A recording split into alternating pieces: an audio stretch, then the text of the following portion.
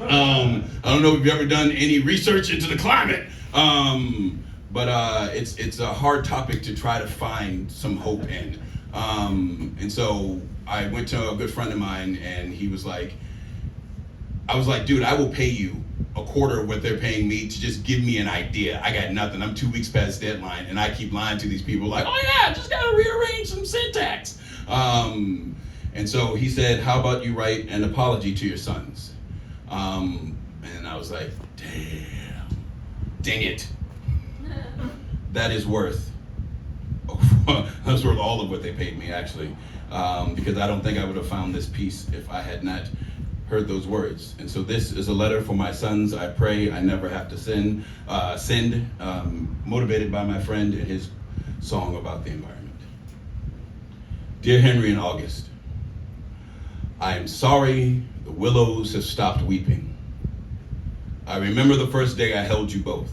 Though it was 6 years apart and a lifetime of broken promises ago, I can remember the first time I bathed you. The first time I dried your skin, held you close to my nose, and said you smell like spring or lavender or something that reminds me that life begins.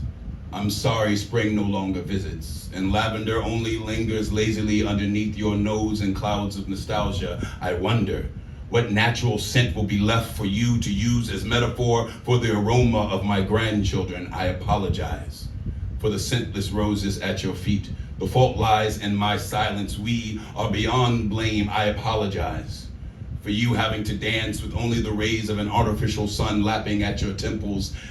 If you were to stray outside, heat would hang burn across your shoulders like a curse you do not deserve. I apologize for not listening loud enough to the smartest among us who blew their horns in warning, unable to break down our walls of comfort and apathy as the days turned into decades when we only had minutes.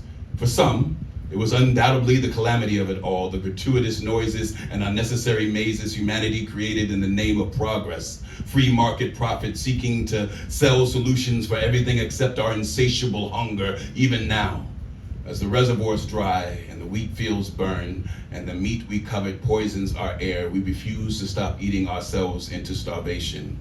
We run in this world at too fast a pace, corrupted by fear and distracted by fantasy, as politicians either deny reality or make promises they will not be allowed to keep. Our scientists are praying that at least the children will listen, and meanwhile, the mother that feeds us all is choking on the latest job numbers. And I am here, boys, wading through the radioactive rubble of our excuses, praying I will never have to send this letter to you, but if I do, these verses are clever enough that you forgive me for what my silence has stolen from you and the price you must now pay. Perhaps there is a way.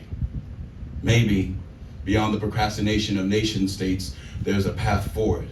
By the grace of some unknown miracle yet to occur, we realize that we mustn't wait for a miracle to occur. Perhaps I'm reading this poem to my grandchildren.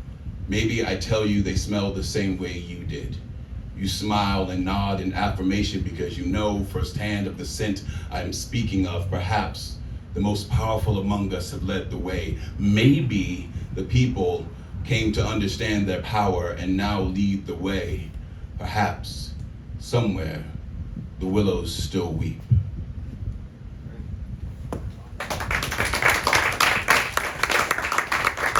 And now for a pick-me-up.